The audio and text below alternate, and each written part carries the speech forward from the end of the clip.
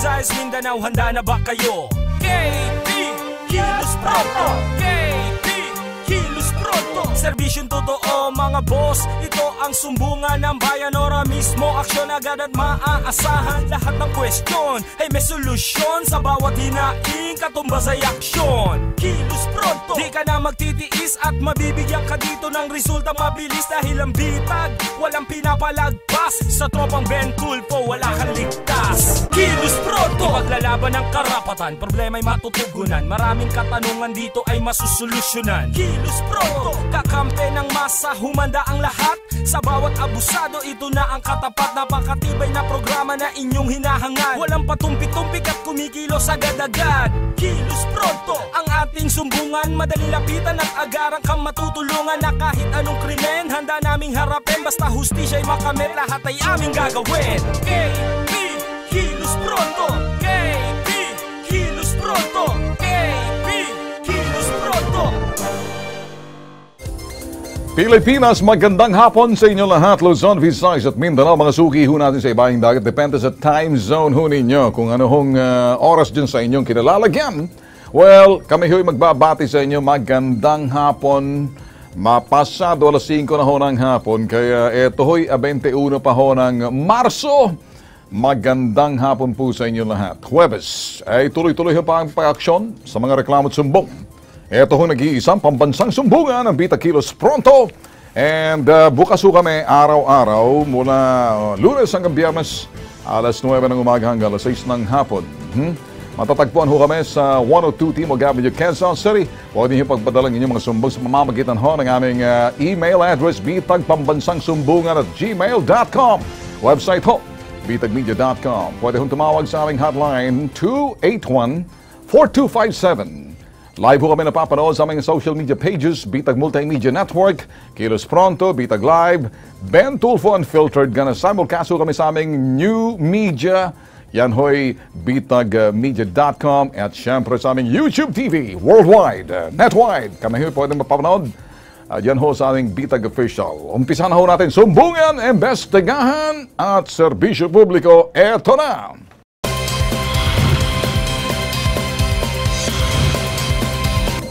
Eto reklamo na ho ito, hindi na ho bago sa atin at marami hong lumalabag ng hospital na titigas ho ng bumbunan ho ng mga koloko ito. Kulang na lang pagsasapatusin natin sa kanilang mga bumbunan. Makailang beses na ho kami. Hinamon ho ng Bita Kilos Pronto ang mga ilang may-ari ho ng ospital. Either siguro mga bobo, tanga, estupido, o nagmamaang-maangan, nagbobobobobohan lang sa kanilang hindi na kakulangan or sa kanilang kabobohan, di ho alam yung sinasabing Republic Act, anti-detention, yung patient ho ng hospital. Sa pilitan hong inipit ho ang kanilang pasyente na kumakahoy, di ho makalabas kung hindi daw ho mabayaran ang hospital bill. Paulit-ulit din namin ipapasok ito sa kokote at kumbagay, didiktik ho namin sa inyo matitigas na kokote na bawal ho. At isa hong ospital dito talagang matigas ang ulo. Sintigas ho ng semento, abay lumambot dahil ginamitan ho namin ng maso. Angono Medical Hospital. Sangginang ho, bagong panganak, ayaw rin ho palabasin hanggat hindi raw ho nababayaran kalang hospital bill. Kahit na ang mayor ang umakong bayaran ng kalang bill, ay tinabla rin ang ospital. Matigas talagang ulo nyo, ha? Susubukan nyo hong Bitag Kilos Pronto, mapupulbos kayo. Ang babangga, giba. Ito ho'y, naritong detalye. Panoorin. Ako po si Marbenson de Guzman. Lumapit po ako sa Bitag Kilos Pronto para po ihingi ng tulong. Yung asawa ko po ay hindi pa rin po pinapalabas ng ospital hanggang ngayon po. Manganak po yung asawa ko, nagkataon po na emergency CS, kaya po dinala siya sa Angono Medics Hospital noong March 2 po.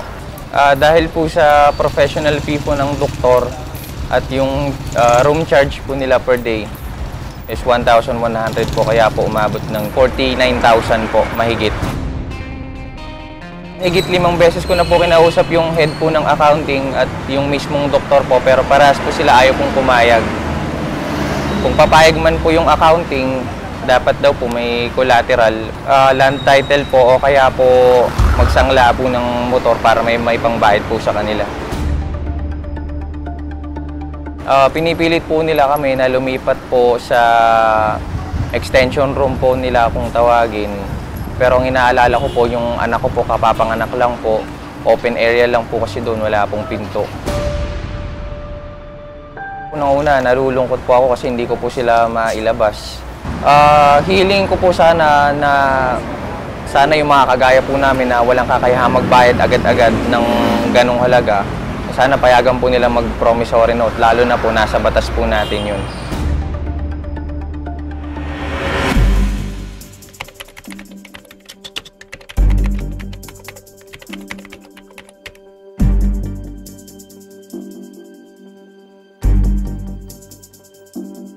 Kasi po nung March 2 po na-admit po yung misis ko po sa clinic lang po dahil yung prepare po namin na pera pang normal lang, hindi po inaasahan na tumaas po yung dugo niya. Ang nangyari po ay dinala po kami agad sa Medics Hospital kasi po emergency cesarean po. Kaya po lumaki po yung bill at wala po kaming kakayanan magbayad po. Sa amin, gawa kami ng paraan, ano? At kung saan kami makabot, magtulong tayo. Itong anak ko, si Jeremy, meron naman siya mga negosyanteng kaibigan. Hindi ako na po bahalang lumapit sa mga kakilala ko pwede na po para makaka-strength sa gastos. Salamat po. So, ang amin na lang, pasamahan na lang namin kayo rin sa tauhan ko sa opisina para puntahan kung saan tayo makatulong. Maraming salamat po.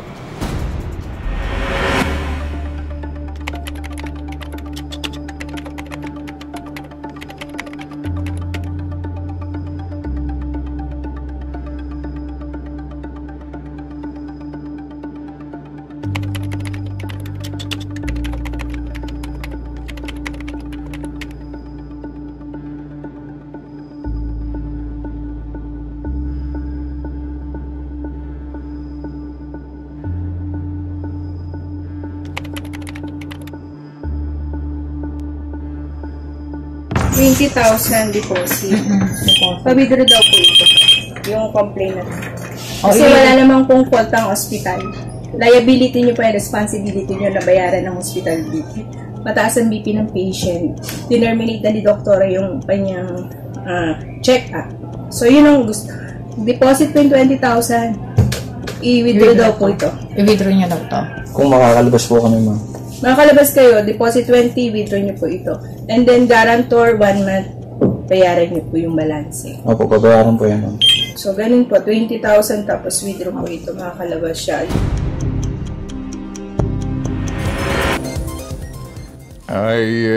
May paraan. Para mas maganda ho dyan, tumulong na rin ho ang mayor ho ng Angono rito, si Mayor Gerardo Calderon. Nasa linya ho ng telepono ho natin. Magandang hapon, Mayor Gerardo Calderon, Angono Rizal Mayor. Sir, magandang hapon. Magandang hapon po, Kabel. Magandang hapon po. Mayor, kami ho nagpapasalamat sa inyong pagtulong dahil dyan ho, kahit na papano, malaking bagay din ho to, sa isang alkalde kapareho nyo na hindi naman agad-agad basta makakuha ng pera, ginawa nyo ho lahat na paraan, katulong ho sa isang pasyente ho, Dito, we really appreciate yung ginawang effort ho ninyo. Mayor, sa mga ganitong klaseng sitwasyon, naka-encounter na ho ba kayo lumalapit sa inyo kuminsan mga pasyente na mga constituent ninyo? Normally ho, dito sa inyong ospital na sa lugar na yan mismo na kung saan kumukuha naman ng business permit sa inyo to. Anong tingin niyo ho, Mayor? Ito po mga ganitong klaseng kaso, Kabel. Sa amin po, kung ito po yung mga public hospital, siyempre, kapal natin yung tao meron po kami mga program na pwedeng mag-assist para sila matugunan. Pero kung private po, siyempre, alam niyo po yung ating pamahalaan, pagka-private, ang tingin nila pagka pasyente sa private, ay kaya. Pero ang problema, pagka-ulawa po natin yan, kung nadala sa private, dahil baka hindi po kaya ng kapasidad ng public hospital. Okay. So, problema po dito, siyempre, nandiyan na po yan at mga ang tao gipit ang amin, may mga pamamaraan, lalo ngayon, mahirap dahil panahon ng election, pero may mga pamamaraan na ma-guarantee ho doon sa ospital at kung pumayag ho naman ang habaan ng isang buwan, mabigat ho yung isang baksak. Pero pagka ito hinati-hati, nakakagawa ko kami ng paraan na maihanap ng mga konting na sponsor. Alright, okay. Nagawa niyo naman ho ng paraan, Mayor, na kahit na papano. Na-appreciate ho namin na kayo ho'y kahit na papano, hindi ho ganun kadali para sa inyo. Sabi nyo nga, ito ay public hospital. Hindi naman ho ito hindi ito private hospital ho ito. Ano? Kung sa public, madali, ano? Pero ganun pa. Madali. Kaya lang, Mayor, mayroon talagang Republic Act na hindi po anti-detention law as long as yung pasyente merong promissory note and promise to pay, may kakayanan, magbayad na kahit na papano. Pero kung marami ho mga cheche-boreche, doon ho kami pumapasok na Mayor, ha? Maraming salamat sa inyo, Mayor, ha? Sa inyong pagtulong, ha? Apo, narasalan po kami lagi. Salamat po sa inyo. Mabuhay ho kayo, Mayor. Sa kabilang linya ho natin, si Cherry Vitali. Magandang hapon sa iyo, Ma'am Cherry Vitali. Ma'am? Ma'am Cherry. Hello po. Magandang hapon sa inyo, Ma'am. Si Ben Tulfo sa Bitag Kilos Pronto. Linawin lang ho natin, Ma'am, itong nangyari dito sa isang pasyente niyo, si Juliet Chan. Nakakalabas naman ho, Ma'am. Ano ho ba talagang problema ho para sa amin? Gusto ho namin kahit na paano marinig ho sa inyong parte. At paging patas at parehus ho kami. Ano naging problema, man, na parang natagalan ho, kawawa naman ho yung pasyente na lumapit na ho sa amin? Sino po ito, sir? Si Ben Tulfo ho, Ma'am, sa Bitag Kilos Pronto. Okay. Yung legal counsel na lang po ng Angono Medics ang mag-explain sa inyo. Hindi na po ako kasi nasa legal counsel na po yung case po ni Chan Juliet. Okay? Nandyan ba yung abogado niyo? Wala po siya dito. Pag tinawag niyo yung abogado, wala naman akong pakialam kung sino ang abogado niyo. Tandaan niyo lang ho ito, nakialam na ho ang Department of Justice dahil sa inyong katigasan ng ulo. At pag naglabas ng habeas corpus, sampalsan yung mga mukha yan. Ngayon, sandali. Decente pa. Nasa legal counsel. Sandali, pakinggan mo lang ako. Hindi. Nasa legal counsel na po. Okay, ganito na lang, ganito. Pakinggan mo lang to na importante. Pakinggan mo na lang kung sa legal counsel, akong pakialam kung sinong abogado ninyo. Mahalagang maintindihan ng tao na meron tayong sinasabi, nawala na sa linya natin tong si Tali. Nawala na. Ang isang pasyente, tulad nitong kabastusan ng Angono Hospital, nagtigas ang ulo, nakialam ng Department of Justice, at sinomon sila, at yung kalang abogado na iput sa karsunsilyo. Walang nagawa, kundi pinalabas. Kasi may mga bagay na ginawa rito, hindi po pwedeng gawin to. So, ako'y kakausapin muna natin yung pasyente bago natin dito sa Director Eduardo Haniario, Regional Director ng DOH Calabarzon. Magandang hapon, Director. Sir? Hello, magandang hapon, sir. Director, si Ben Tulfo ho sa Bitag Kilos Pronto. Magandang hapon naman sa iyo. Okay. Mga tapakinig. Okay. Sa akin lang ho, kami ho'y katigasan ng ulo ng Angono Medical Hospital. Sila ho'y pala pinatawag na ng DOJ. Nag-issue ng habeas corpus na ipalabas ng pasyente at napilitan ho sila. Alam ko, ito ho'y pribadong hospital. Pero ang lisensya ho nila, teka muna, may kinalaman ho ba ang DOH dito? Oo, kapag yung lisensya na lahat ng hospital, public on Friday. Nakaabot ho ba sa inyo? Ginawa ho ng Angono Medical Hospital ho na matigas ang ulo nang himasok ng DOJ? Oo, actually, yun ang isang hindi maganda nangyari. Well, illegal detention. Okay. Yan, dahil may batas tayo. Pero, ginagawa natin ang paraan para hindi na muna magkagulo, ay nagawa natin ang paraan para magkaayos-ayos ng internal arrangement. Okay. Kaso, sir... Siyempre, kawawang pasyente kung wala ka agad makukuha ng tulong. Kaya lang, sir, nakialam ng Department of Justice. Kasama natin. Nakialam ng Department of Justice, sinomon ho sila. At sinomon ho yung ospital. Para sa amin ho, kami ho'y pumupunta lamang sa inyo. Baka hindi ko nakaabot sa inyo kung anong panlalabis na ginawa nitong ospital ng kabobohan ito ata. Hindi ko bawal ho kasing bobo, Na ngayon, ang sinasabi ko rito, hindi ho po pwedeng kabobohan na yan. Pag may batas ho tayong illegal ang detention dyan, at willing naman, may promissory note, at hindi ho po pwedeng i-detain. Parang ganun nangyari. Eh, Tama. kasama ho natin ang asawa ng pasyente ho, kasama na ilabas na ho namin ang mag-ina. Yung nga actually, naghihintay ako sa inyo noong araw na sinabi niyo meron para kunin ang cellphone number. Okay. Para may ayos natin muna. Kaya para nailabas na nga. At saka Sa makatuwid, sir, wala kayong nagawa. Wala. Eh, inutil din kayo. Hindi sige. alam ang detalye. Sir, ganito na lang, siguro naman, naisahan ho namin kayo, naunahan na ho namin kayo, malakidlat ng aming kilos dyan. Salamat na nakatulong tayo kaagad. Kayo, sa taong nangangailangan. Alright, ganito na lang, sir. Pwede ho bang bisitahin ninyo at i-revisan ninyong lisensya dyan sa inyo, sa DOH, sa Calabarzon? Itong Angono Medical Hospital na magkaroon na ho ng records sa inyong tanggapan na sila ho'y lumabag sa Republic Act. Anong Republic Act tawag dito? Republic Act, what's Republic Act? It's anti-detention law ng hospital. Anti-detention law. Oh, may Republic Act. Binaabot ho namin sa kabatiran ho ninyo, para mas maganda at nalalaman ho ng buong mga taga-Angono na hindi ho pwedeng magdetene. Ang anumang hospital na ang anumang pasyenteng handa namang magbayad, kaya lang kuminsan ay gusto talagang ewan kung anong pinagagawa nito. Republic Act 3489, Anti-Detention Law. Ngayon, sir, pwede ho ba sa inyong pagiging director ho dyan, regional director, baka sakaling mabisita ninyo ho ang administrator ng hospital at nagmamayari ng hospital, pribado ho sila.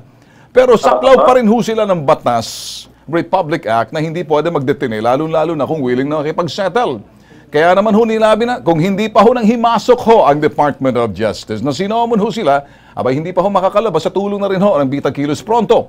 Eh nakikita ho ang kanilang kagahaman at pinagpipilitan nagbabayad na ilabas ho namin. Sir, pakiusap na lang, Baka sakaling ipatawag niyo ho siguro, gusto kong marinig sa inyong boses at sinasabon ninyo na nakasalalay naman ang kanilang lisensya sa inyo. Gusto ko ho, ayaw ko na ho ng patumpik-tumpik. Parang ho ang Pangulong Duterte. Diretso ko magsalita pag pumalpak ka at nilabag mong batas. Abay, paglalabag sa batas yan. Pwede ho bang mapagsabihin ninyo itong Angono Hospital? Siguro sang katerba mga ngongo dyan, mga doktor at magmamayari. Kaya nga ngongo hospital, ngongo na sila. Kaya hindi kayang sabihin. Siguro sir, wag ho kayo maging ngongo. Sabihin nyo na lang ho dyan sa Angono Medical Hospital na kung maaari, wag tatanga-tanga, bawal ang bobo. Kasi may batas anti-detention law, sir. Ako na. Ayan na, sir. Sige, sir. Gusto ko siguro, bisitahin ho kayo, sir, at gusto ko makita kung paano nyo kakausapin itong ospital na to para ipatupad ang batas. Total, willing naman ho ang mga pasyente magbayad. Nakialam na ho kami, sir. Ayun na nga Kaya pasalamat na nakialam na kayo para sa pangalan ng itong pasyente na nangangailangan. Okay, sir. Kaya lang, sir. Gagawin namin lahat yan nang maiayos natin ang pamamalakas sa pediatrics. Yung i-absorb pediatrics yata yan. Baka siguro, sir, ipasomon nyo na lang para naman, gusto namin makita na lang kahit na paano ang inyong ambag, tatulong nyo na lang, mapaliwanagan at siguro mapagsabihan. Bawal ho yung sinasabing detention. Oo, may maayos sa pamaraan naman talaga pwedeng sabihin ka agad-agad yan. Hindi dapat gawin. Alright. Makakaya niyo ho kayong sabihin dyan sa Angonong sang katermang mga ngongo. Oo, kaya naman. Ay, yun ang gusto ko! May pamaraan tayo dyan. Tuldo ka ng pagiging ngongo ng mga bobo dyan sa Angongo Medical Hospital. Maraming salamat ho, Director Eduardo Hanio. Babalitaan ko kayo kung ano nangyari o kung maaari nga sumama, sasamahan tayo. Sasama po kami! Jesus! Handang-handa akong lalakad na music dyan! Okay, sige. Thank you, sir. Sige, maraming salamat, okay. Sir. Okay, dito tayo. Sasama. Total, nailabas na rin yung inyong may bahay. Kwento mo sa akin, anong nangyari sa loob ng sa Department of Justice nang pinatawag sila? Nandun ka ba? Opo. Alright, anong sinabi ng Department of Justice dito sa representante ng mga ngongo na sa Angongo Medical ang tawag siya Angongo Medical Hospital. Pasensya na ho kayo, hindi ho natin pinagtatawanan, pero gano'n hang dati Angongo, hindi ho nila masiguro, sila ba'y nautal-utal, nangingongo sa harapan ng huwes, ng piskal? Hindi naman po masyado. Hindi man, konti lang. Konti lang po. Saan ang sinabi? Comply. Opo, tapos dinidepensahan po kasi nila yung hospital, pero pilit po silang binabara ng judge. Binara ng judge? Opo. Yung kanilang abogado? Opo. I'm sure na ipot sa kalusin, nangamoy ba? Hindi na masyado. Kunti lang. May naamoy ka habang kinakagalitan ng judge, pinapilit na nagdedepensa. Siguro umutot-utot mo yun, ano? Bale, yun nga po, direkta siyang sinabihan na kahit ano pang sabihin ninyo, labag po sa batas yung ginawa nyo, inuutusan ko kayo na Yun. palabasin ngayon agad. Ayun po. Patay kang bata ka. Sabi ko na nga, bawal ang... Angongo Medical Hospital! Nangongo kayo sa harap ng judge. Siga pala kayo, legal-legal ninyo. Naipot na ka sa inyong lawlaw na karusunsilyo. Nangamoy pa raw, sabi. Naamoy mo? Na medyo mabaho. Na medyo, siguro naipot sa pagpapaliwanag eh. Medyo po, pero tumahimik na lang po ako. Tumahimik ka lang. Kasi siguro, alam mo yung UST? Utot sa baitae. Opo. Sino to? Mag-ina, kasama natin dito. Okay, si Mag-ina, kasama natin dito, ito yung pasyente, si Juliet Chan, okay? Nandiyan na yung sanggol. Sige, lika rito, Aling Juliet. Ilang buwan nakadetain, ilang araw, ilang linggo nakadetain si Mrs.? Magtatatlong linggo na po ngayong darating na Sabado. Kung hindi pa pinatawag ng judge, Opo. ay hindi pa tutugon. Opo. Yan ang gusto ko talaga, Mariosep. Okay, dito na muna, mabilisan. Makikita na natin si Mrs. Okay? Alright, okay. Mrs., nandito ka na ngayon. Kami naman, kailan ka lang nakalabas? Kanina lang. Kanina lang po. Kanina lang. Nandito ka sa amin ka ng kailan? Was it Monday? Was it Tuesday? Today is Thursday, tama? So, nandito ka ng Tuesday. Opo. So, okay naman. So, okay ka naman, Mrs. Okay na po. Masaya ka na. Opo. Nakatawa ka kanina sa mga pinagagawa ko, ano? Opo. Kahit na papano, nagbigyan ako ng konting kasiyahan at aliw, bagamat medyo maanghang aking pananalita, mas pro-patient ako eh.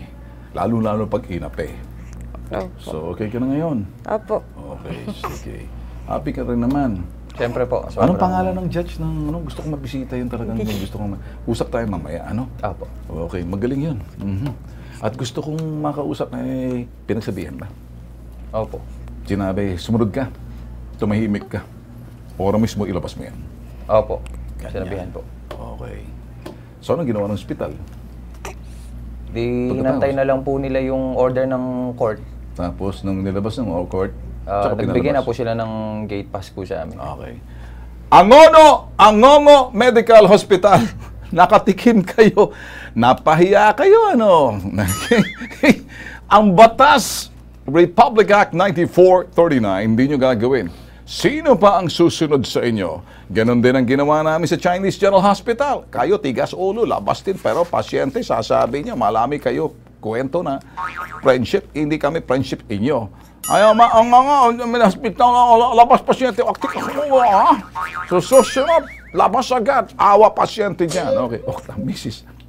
Tuwan-tuwa si Mrs. Kahit na paano nagbigay ako ng aliw at kasiyahan. Happy ka na ngayon?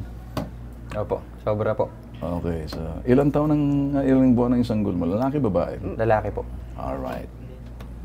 Well, mahal mo ba si Mrs.? Siyempre po.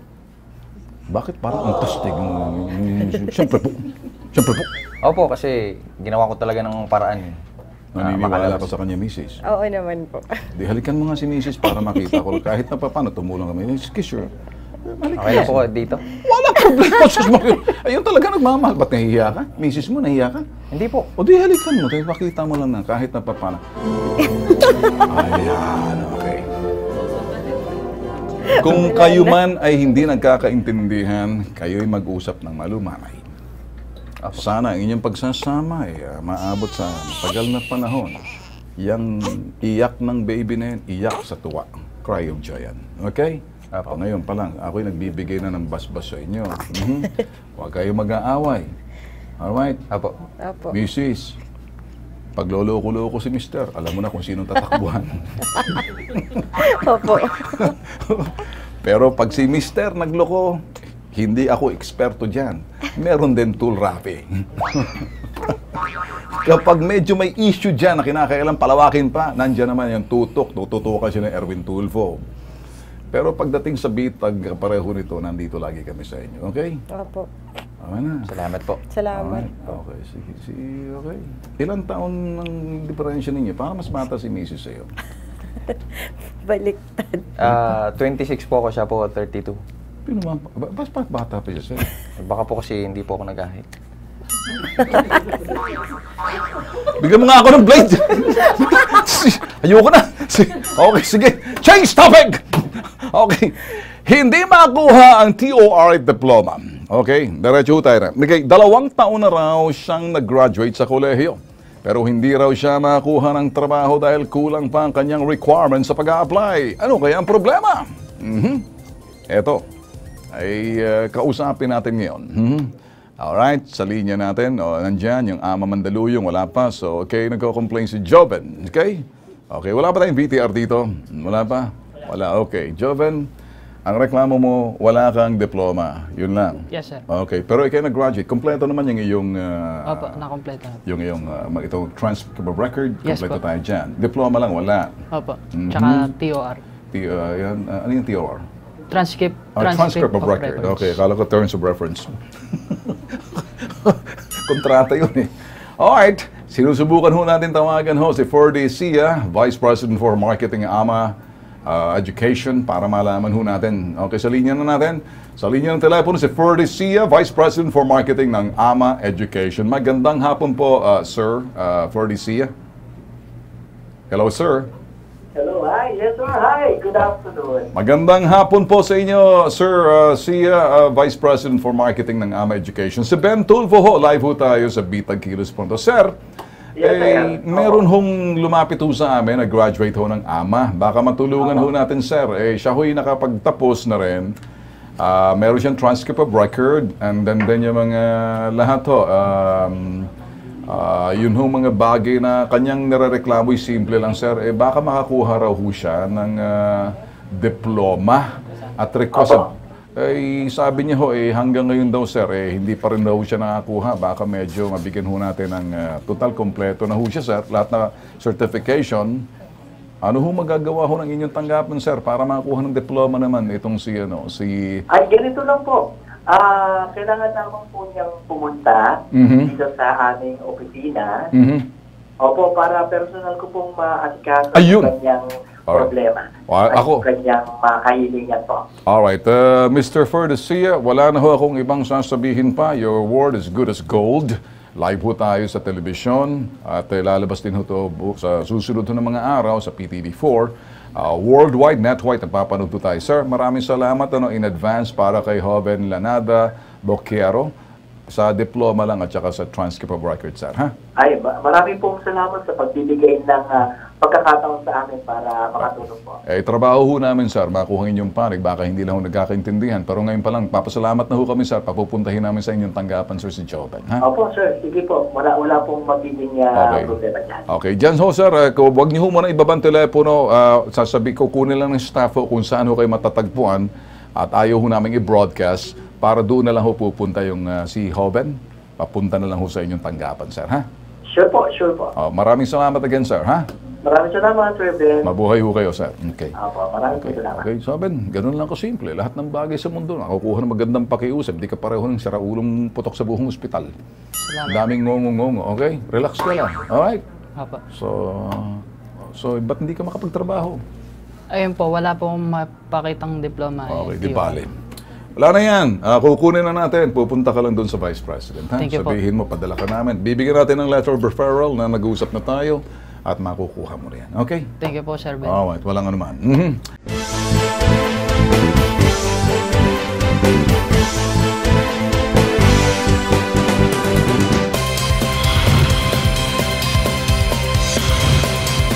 Dalawang magkasunod na kaso ang kababayan ho natin ng OFW ating tutugunan. Unang sumbong. Pebrero, dapat nakauwi sa Pilipinas ang kapatid na engineer na nagtatrabaho sa Jeddah. Pero wala raw maibigay na eksaktong petsang agency may hawak sa kanila. Nabalitaan na lang na mga kaanak niya dito sa Pilipinas, naka-ospital ang kanyang kaanak dahil sa stress. Narito ang detalye ng sumbong. Ako po si Mr. Roderick Samonte. Narito po ako ngayon dito sa Kilos Pronto. Gusto ko po sanang ilapit yung kapatid ko na si Ernesto Samonte Kasi po ang naging problema niya, dapat nakauwi na siya noong February. Until now, ngayon, di pa siya nakakauwi. Na-delay po yung process ng pag-uwi niya hanggang sa nagkasakit siya. Siguro dala nung overstay niya doon, nag-iisip siya lagi kung kailan mapaprocess yung pag-uwi niya. Naapektuhan yung condition niya, dala ng stress. Naka-confine siya ngayon sa hospital.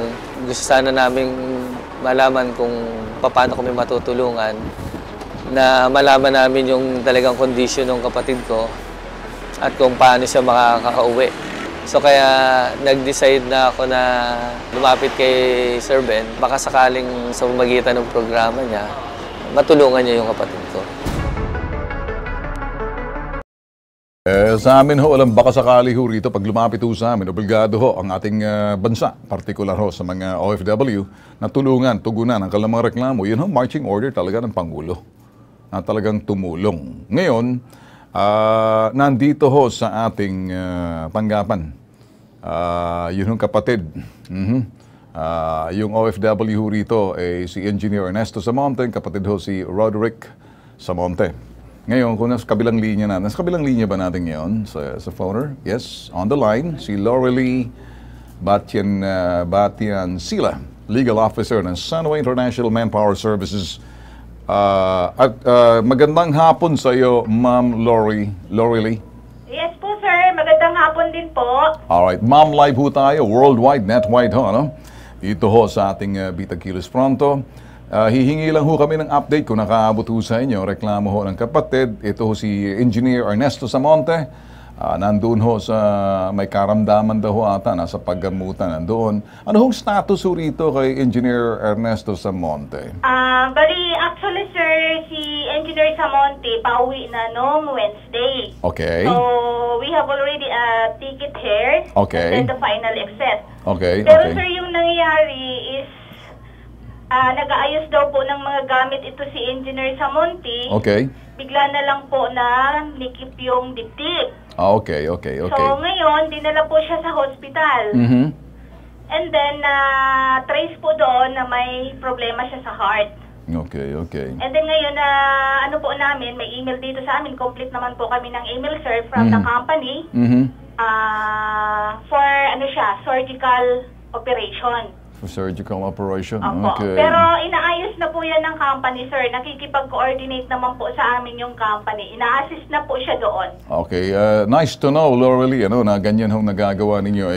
Kami ho'y papasalamat sa inyong ginagawa. Yes po, sir. Hindi naman po namin, sir, pinapabayaan yung mga worker namin doon.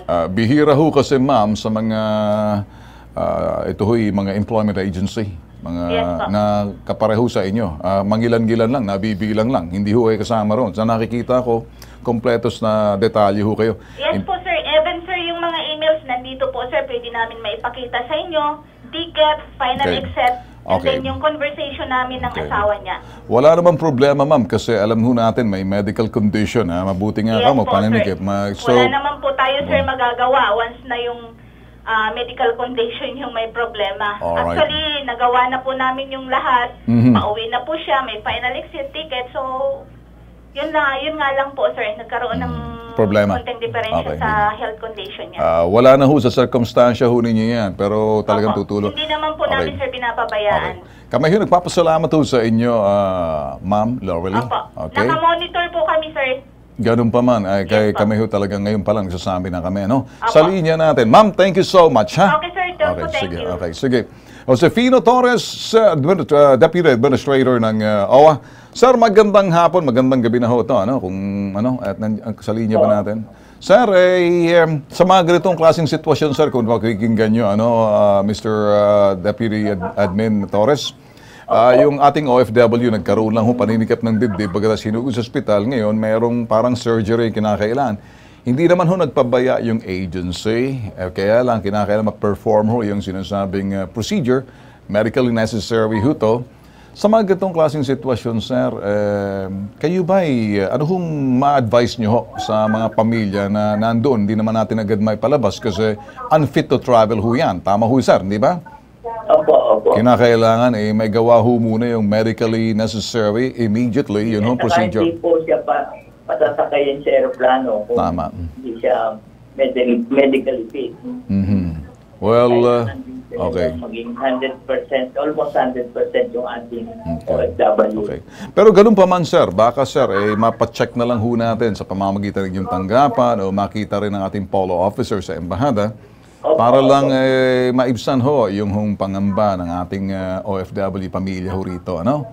Bibisitahin po ng ating welfare officer yung ating OFW sa hospital. Alright. Sir, sandali, nandito ang kapatid ho natin, kapatid ho ng si Roderick Samonte. May tatanong ka ba kay Josefino Torres? Medyo okay na. Sige, tanong mo. Sige. Kasi po, mayroon po akong sister na nasa Dubai. Okay. Pero saan ba yung si engineer? Nasa Jeddah po. Okay. Okay. Ang gusto po niya sana mangyari, kung pwede raw po siyang mag-request na maka-visit siya dun sa place ng yung sa Dubai? Opo. Para matingnan niya po yung kalagayan ng kapatid ko. Sir, po pwede ho ba sa Dubai ho yung sister, pero sa anong lugar yung yung si kapatid mong sa Saudi po, sa Saudi parang hinihiling niya para matingnan ang kanyang kapatid, po pwede ho ba mangyari yun sa Dubai yung pong ating bago po siyang deployed. Ilang bago pa lang ba siya na-deploy doon? Ilang buwan na siya? Ilang taon na siya doon? Si kapatid mo yung si Engineer Ernesto Samonte. Bali, 2 years na po siya doon 2 years na. 2 years na raw, sir. Pero deployment po niya. Hindi po. Bali, I think, na siya 4 times na yata siya nakapag-abroad doon sa Saudi. Balik manggagawa, sir. Okay. Kasi po kung unang deployment, meron po siyang mandatory insurance, kasama po yung compassionate visit. Okay. Sir, admin, assistant admin, hindi naman ho nagpabaya yung agency. As a matter of fact, they're on top of the situation. Kaya lang medically necessary, may sagawa ho yung surgery sa doon kay engineer. Kaya sabi niyo nga ho, unfit to travel pa rin. So baka ho, temporarily, sir, matingnan ng ating polo officer. But at the same time, yung kahilingan ng kapatid sa kapatid, may kapatid sa Dubai, pwede ho bang gawin yun sa Dubai pagkatapos bisitahin yung kapatid sa Saudi? Itong may karamdaman? Hindi po masasagot po yan dahil wala po kaming ganyang serbisyo. Alright. So sir, ang magagawa lang natin siguro, sir, yung polo officer, bisitahin kalagayan habang nagpapagaling. Tama, sir? Kukunin ko rin po yung address ng yung ating kamag-anak para magbigay ako ng update sa kanya. Alright. Okay na ba sa'yo yan? Opo. Alright. Nagkataon lang talaga kapatid mo karoon ng surgery. Medically necessary, may kinakailangan yun magawa, At hindi rin siya pwede mag-travel kasi magiging unfit to travel, hindi yung bibigyan ng clearance. So okay lang, ha?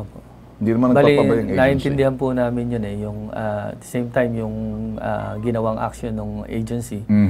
And ang naging question lang sa akin doon is yung bakit na-delay yung process ng pag-uwi niya na umabot siya ng almost 1 month doon na nagwo-worry siya kung bakit hindi napaprocess yung travel ticket niya na pauwi. So siguro dala nung pag-iisip niya na gano'n, lagi siyang tumatawag sa sister ko. So kaya ang nangyari siguro ganito na lang. Alam ko, kaysa naman ito'y mag-ilagay natin, mas maganda siguro pagdasal natin, At pagkatapos na umigi agad, para naman sa ganon, mabilis ang pag-iigib, mabilis din ang pag-uwi. Kasi yung mga bagay na nangyari na, hindi na natin pwedeng, kumbaga, balikan pa. Mas maganda move forward tayo, yung kalagayan at kalusugan, maging fit to travel para makauwi agad. Ha? Okay ba sa'yo? Okay. Yun lang muna. Well, dyan lang po kayo, Mr. Torres. Admin, nandyan lang ba kayo? Sandali lang ho. May isa pang reklamo. Talagang tutuhugin na ho natin to. Okay? Alright, sige. Okay. Ito naman ho, nang umalis patungong Riyadh, Saudi Arabia para magtrabaho, ang 11 Pinoy overseas workers dala ang pag-asang maihawan ang kanilang pamilya sa kahirapan. Pero nalugi ang kumpanyang kanilang pinapasukan at nawalan sila ng lahat ng trabaho. Ngayon, nag-aalala ang pamilyang naiwan nila sa Pilipinas dahil sa kanilang kalagayan. Ang kanilang panawagan ay ito'y panoorin ho natin. Ako po si Diana Jane Castro.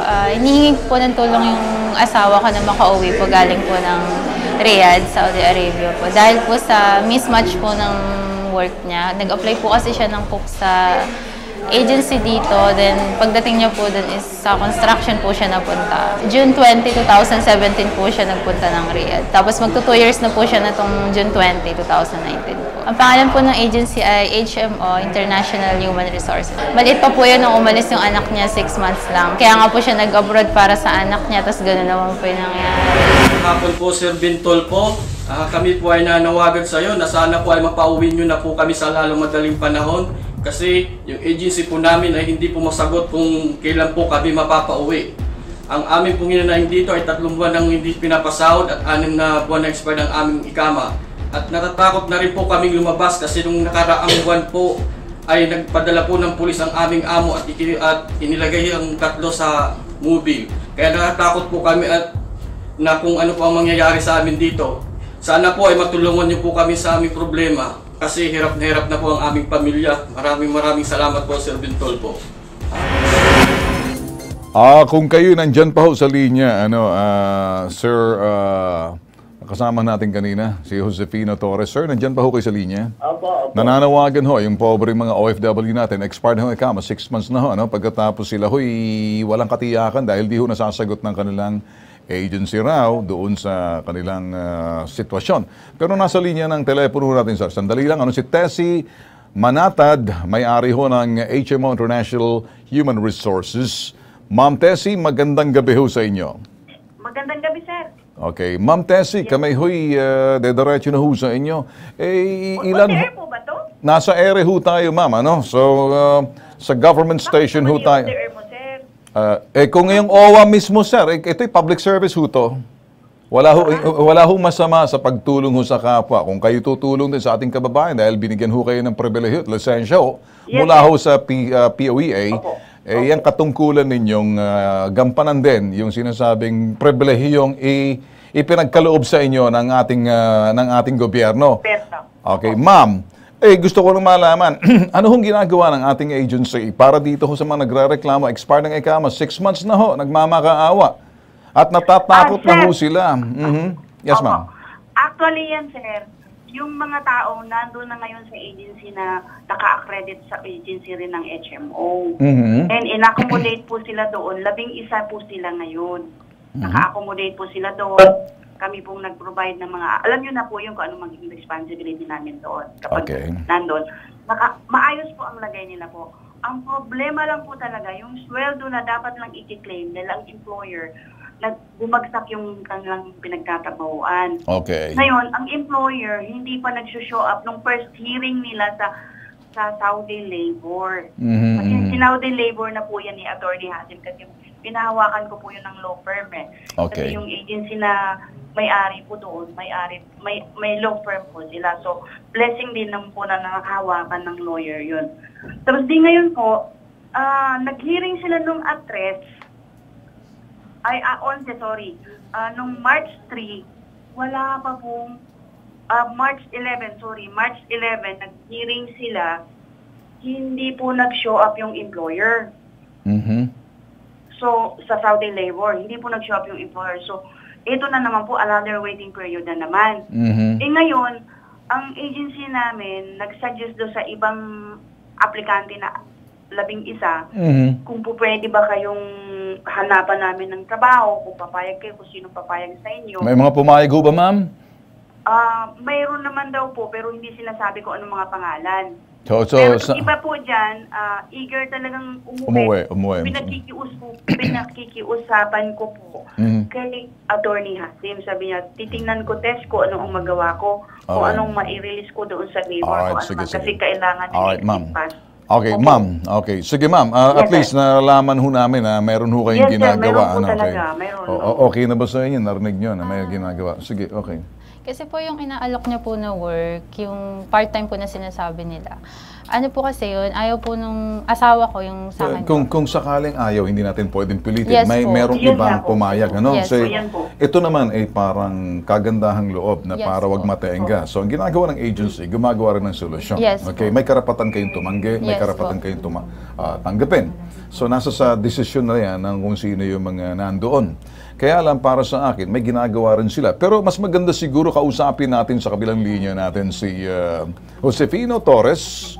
Andyan sa OWA. Sir, kami, anong tingin niyo ho dito sa parting to? Ano ho magagawa ng OWA natin? Dahil ay dito ho sa parting to, nag-aalok naman daw yung agency na temporarily, bigyan sila ng mga trabaho. Kaya lang, karamihan ho sa kanila, gusto na talagang umuwi.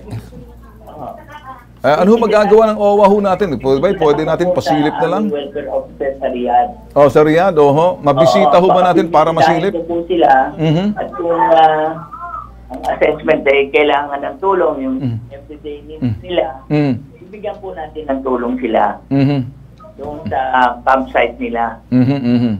So, narinig ko kanina na naroon pa sila doon sa isang campsite at sa barracks at yun, tutulungan natin sila at kasi itong yung yung ikama, sabi expired. Yes, expired na. Ang maglalakad po niyan ay yung employer.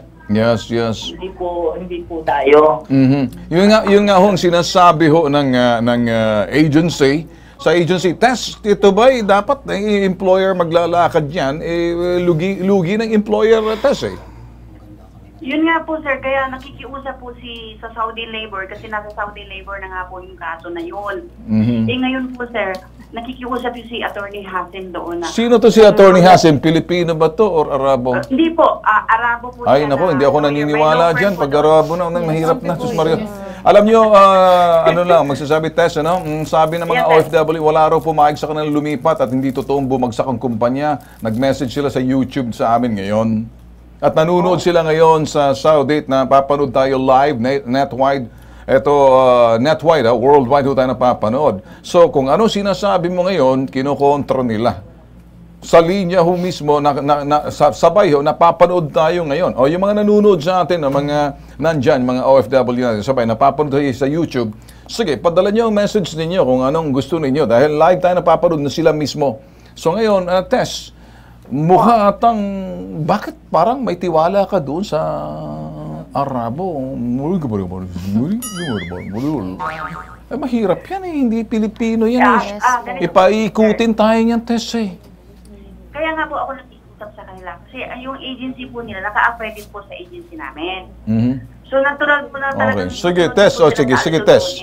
Alright, sa Deputy Administrator sa OWA, anong tingin niyo, sir, dito sa parting to?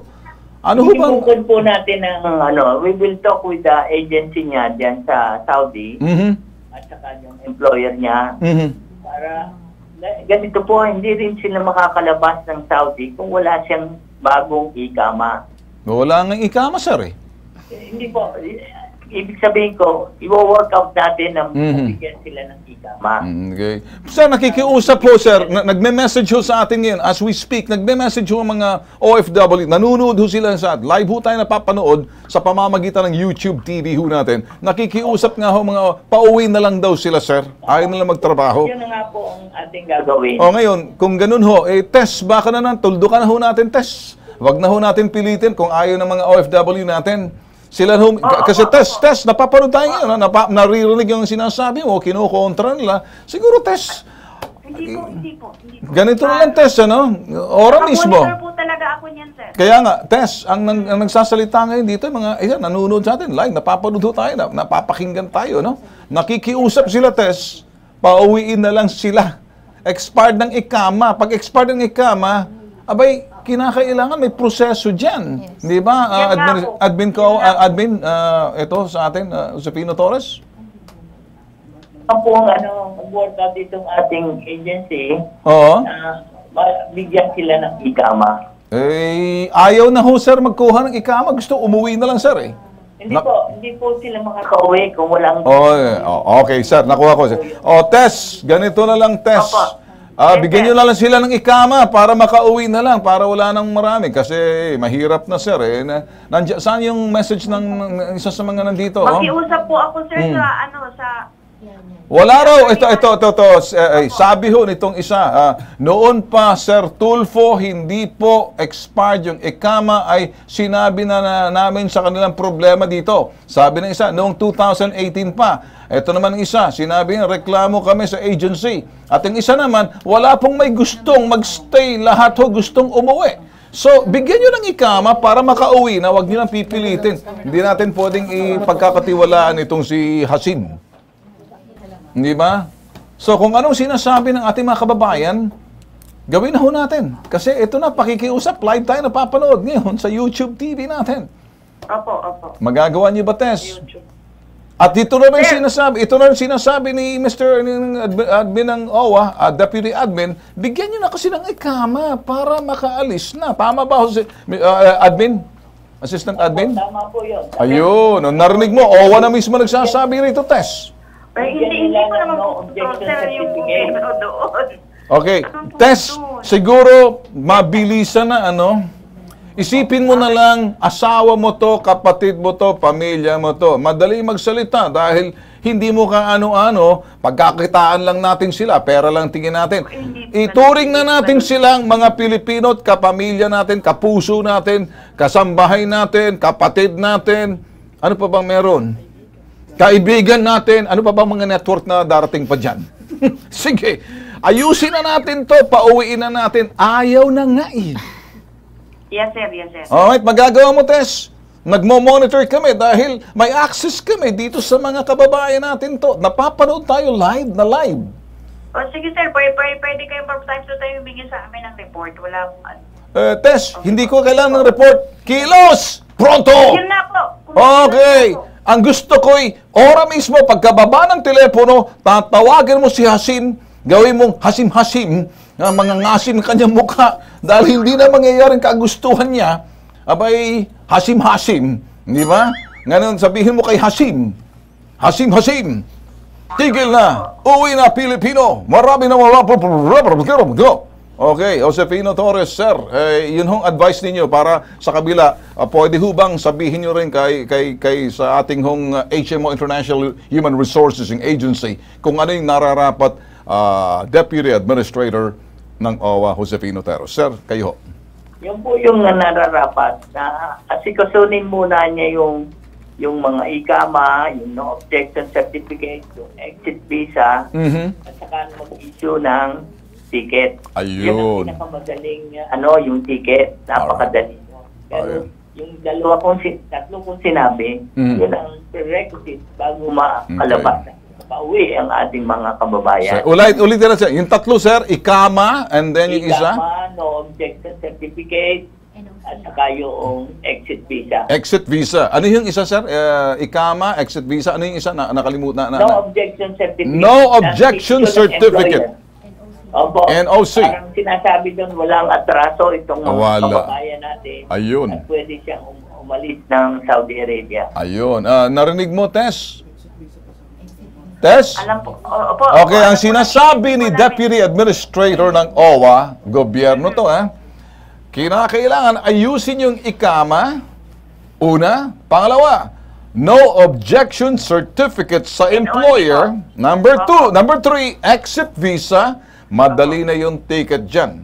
Gawin niyo ho to, kasi kung hindi, baka ma-blacklist kayo ng POEA at saka hindi kagandahan. Alam ko, ginagawa niyo inyong trabaho, kaya lang ito, kung ayaw na nitong mga OFW natin, pagbigyan na natin, ituring na natin para silang mga kapatid natin. Kaanak na natin, ha? At Tess, kailan niyo ho magagawa to? ASAP? Ano po ako, so kukonect po ako sa inyo kapag anong development. Ay, hindi. Kami pupunta sa iyong tanggapan para makita namin. Ayaw namin connect. Sige po, okay, wala problema. Oy, siguraduhin mo, Tess, kasi kung hindi, tatawag lang kami kay tawag dito. Dediretso na kami. At ito yung sinasabi mo, Tess, napapanood tayo sa palasyo, ha? Kaya, Tess, importante, ha? Hindi kami nagbibiro. Napapanood tayo sa palasyo. Alright? Napapanood tayo sa palasyo at makaabot ito sa presidente. Ipapasok niyo ako sa Malacanang. Hindi. Ipapasok kita sa kulungan kapag hindi mo nagawa. Akong unang tatadyak sa iyo sa lalamunan, magsiselebrate ang mga presong babae. Matagal na silang gutom sa loob, kaya umayos ka. Kung sa Malacanang hindi interesado sa inyo si President Duterte kapag tumulong kayo. Kapag hindi, yung mga nasa Women's Correction Facility, naghahanda, ini-imagine kung anong iyong pangalan. Tess Manatad, beauty ka ba? Kasi kung hindi, kailangan nila malungkot sila. Kailangan nila ng magandang yakap na talagang... Kaya Tess, hindi interesado sa iyo ang presidente. Hindi Presidente Duterte, ang gusto niya marinig, kilos! Pronto, tulungan natin, ha? Opo. Ha? Kasi pag nakaabot to sa OWA, naku, sa POEA. Ay, sir, meron na pong repatriation advice po yun, lahat. Ay, repatriation advice. Kumusta naman yung ikama? Kumusta yung nation certificate? Kumusta yung exit visa? Gawin mo muna tong tatlo na to bago mo sasabihin sa akin yan. Oo, sige po. Hindi yun naman talaga ako... pong proseso. Yung tatlo na yan, ang nagsabi niyan, OWA. Pag ikay nagkulang, Tess, ihahatid kita sa gusto mo. Walang problema sa akin. Hindi kita ipapasok sa palasyo, sa Women's Correction, kung bibigyan mo ako ng pahintulot na dadalhin kita. Walang problema. Meron akong problema, marami akong kaibigan dyan at kaway-kaway muna yung mga babae dyan sa Women's Correction. Meron kaming medyo bagong fresh. Kaya Tess, tulungan na lang natin, ha? Okay, Tess? Opo. Wala ka naman choice, kaya tutulong ka eh. Ayaw mo sa gusto. Yes, Kasi kung hindi, maraming nag-aantay sa'yo. At sinasabi ng, ano sabi? Mayroong nag-text dito. Nanonood pala sa Women's Correction. Ipadala nyo, sir, dito yan. Kami nang bahala. Women's Correction, sir. Bakit naman napunta tayo dyan? Hindi, nanonood sa atin. Okay. Sir, pasayahin nyo ako. Hindi, sir. Anong gagawin ko? Tingin, binabasa ko lang, Ayun, live na live. Ano magagawa ko? May presence of mind pa naman ako, sir. That's why I'm here. Ay, ako naman. Hindi ho namin control. My heart, ano po ako, sir. Walang problema, Tess. Alam ko naman, ikay mabait. Meron naman kasing iba dyan, malungkot, na hindi na dinadalaw. Kaya dito na lang, nanonood sa atin, ha? Ganun po. Sige. Okay, Tess, ha? Okay po. Sige, sir. Maraming salamat. Mag-aabay ng tayo. Sige, salamat. Sa linya natin, may isa pa, pahabol. Saan naman to? Ay, akala ko sa, sa Muntinlupa. Hindi. Dito.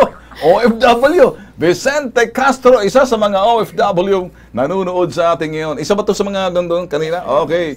Vincent, anong problema natin? Vincent, gusto mo paabot sa amin? Hello po, Sir Idol Tulpo. Walang problema. Araw po sa inyo. Idol Ben, Idol Rafi, Idol Erwin lang, ha? Baka kasi Idol Tulpo, eh. Siliwanagin natin. Idol Ben Tulpo po. At saka Idol Rafi, Idol Erwin. AXCIS. Okay? Okay, sige. Okay, anong problema natin, bossing? Sige, sabihin mo sa amin. Sir, ako po kasi yung unang nag-complain din, sir.